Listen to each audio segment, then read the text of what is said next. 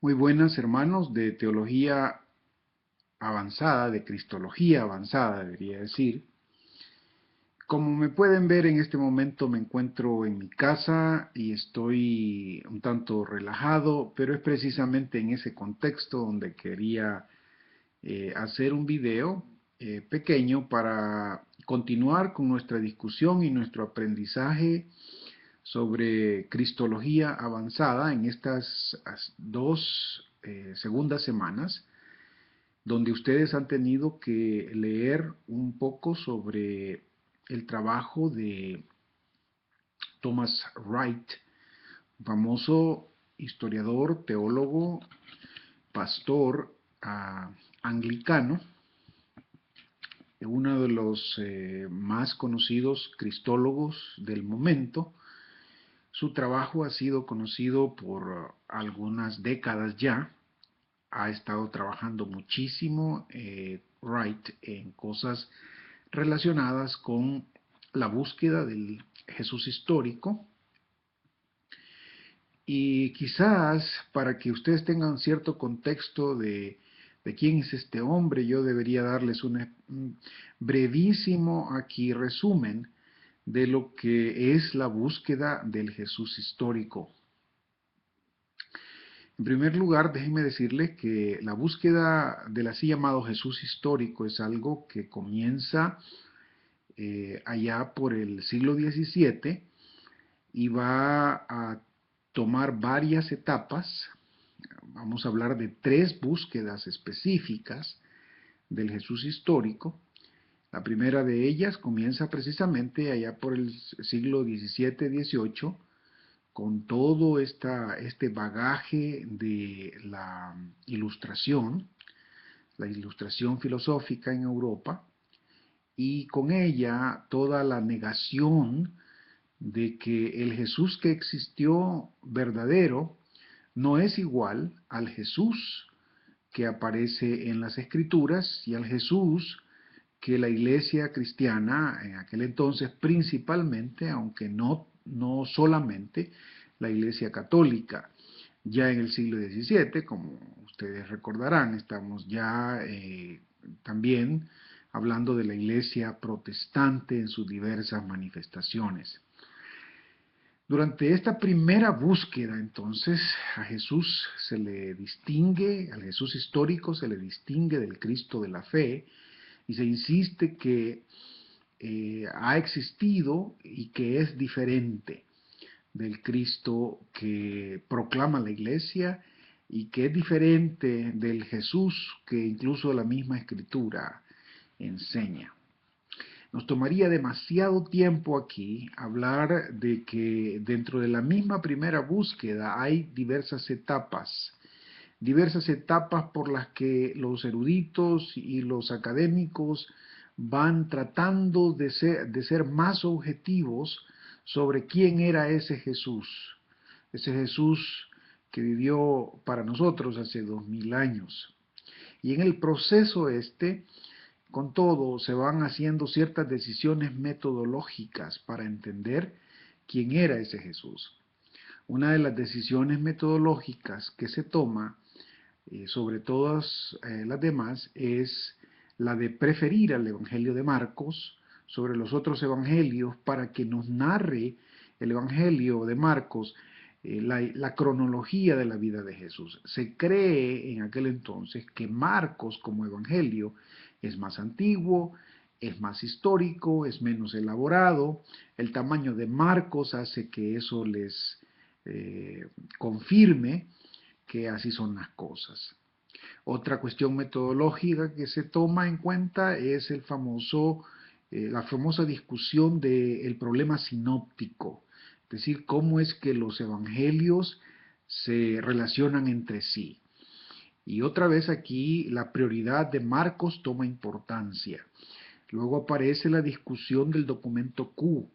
El documento Q, que el nombre Q, eh, la letra Q viene del alemán Quelle, que significa puente propiamente, y es la idea de que existió un documento del que no tenemos ningún registro escrito, pero que según estos expertos se hace evidente en Mateo y Lucas.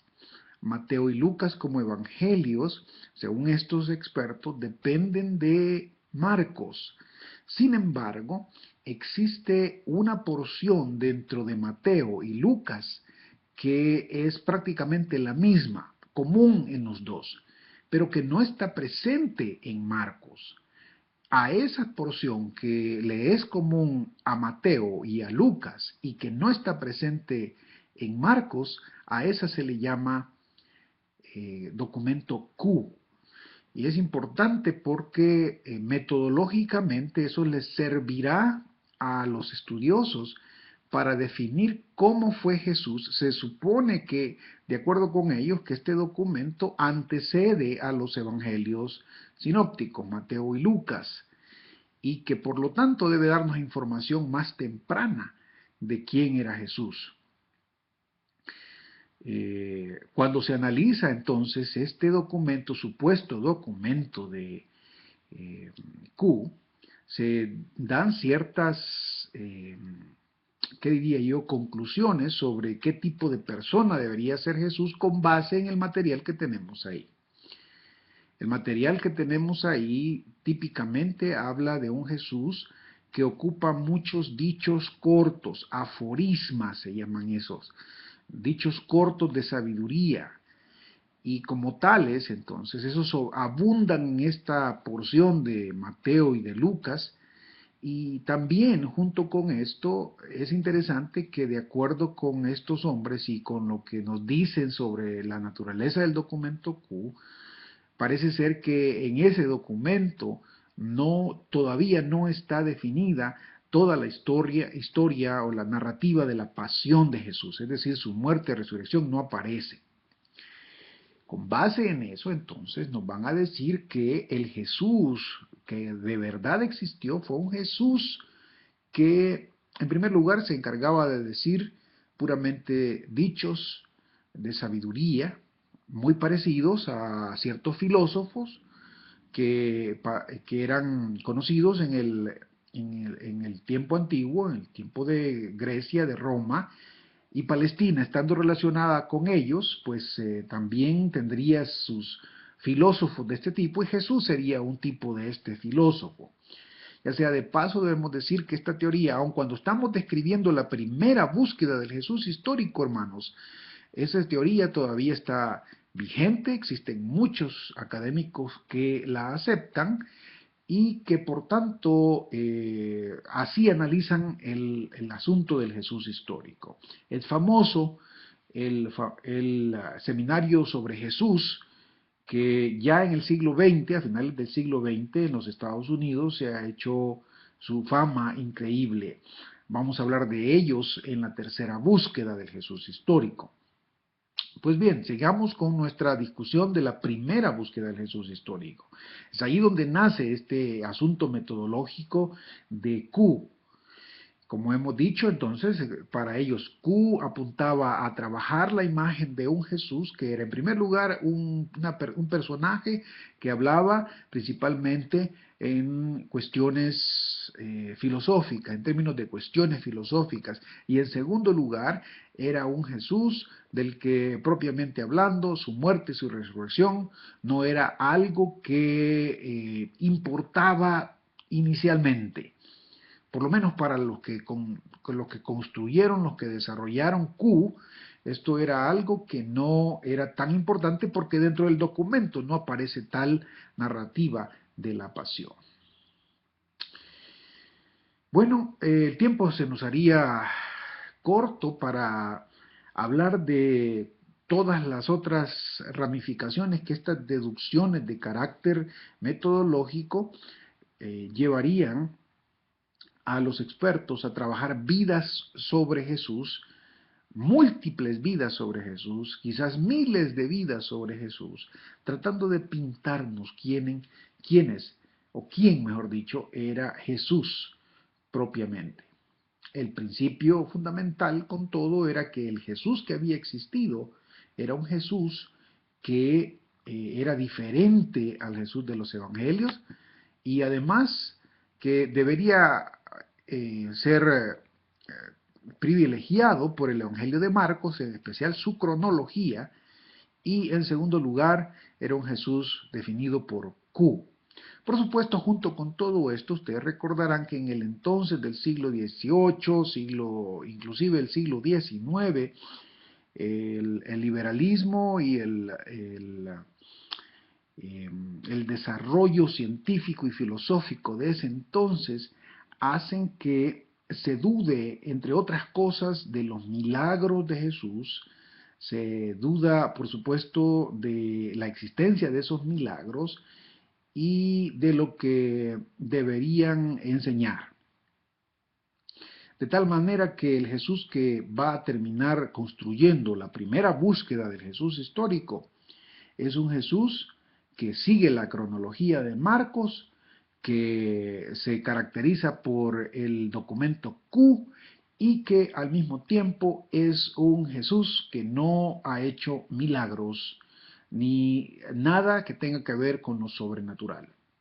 Los grandes liberales del siglo XIX, como Ritschl, Herman, van a definir al Jesús histórico como un profeta, un gran profeta, y a la labor de la Iglesia como la de seguir la ética de este profeta importante, el último gran profeta, Jesús como tal, que se concibe a sí mismo como un profeta escatológico encargado de trabajar la ética del reino de Dios, que de acuerdo con estos hombres llegaría a la tierra en la medida en que esa ética de Jesús se practicara.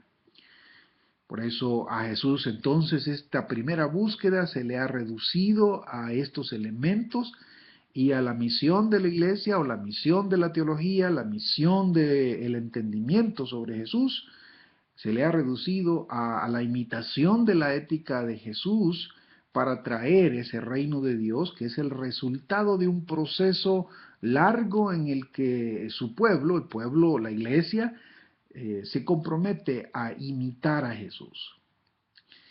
Esa primera búsqueda con todo va a terminar.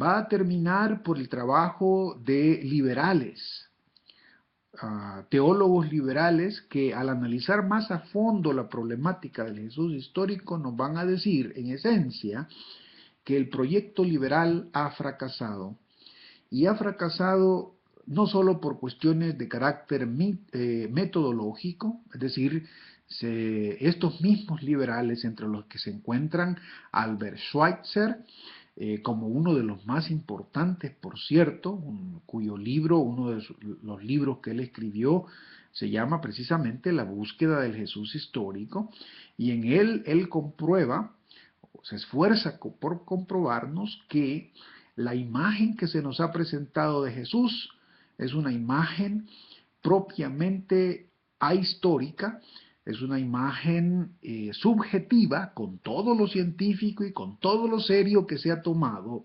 el trabajo histórico sobre Jesús y las discusiones metodológicas sobre Marcos, sobre Q y sobre lo no milagroso. Lo que Schweitzer concluye, entre otros hombres que son importantes de aquí de traer a cuento, es que este Jesús que ha producido la primera búsqueda es un Jesús que no es histórico. Es decir, este no fue el Jesús que existió, según Schweitzer, que era él mismo un liberal.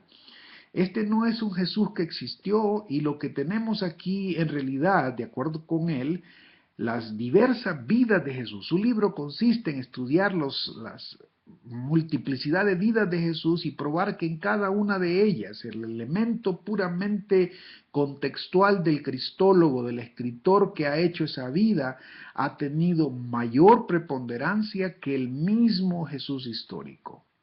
De tal forma que la imagen que se nos ha presentado de Jesús no ha sido otra sino la misma imagen del que ha hecho esa historia. Ha sido un autorretrato de Jesús. Ha sido un esfuerzo subjetivo entonces. Junto con él aparecen otros hombres como el famoso yerno de Ritschl, Johannes Weiss, quien va a escribir un pequeño librito sobre el reino de Dios.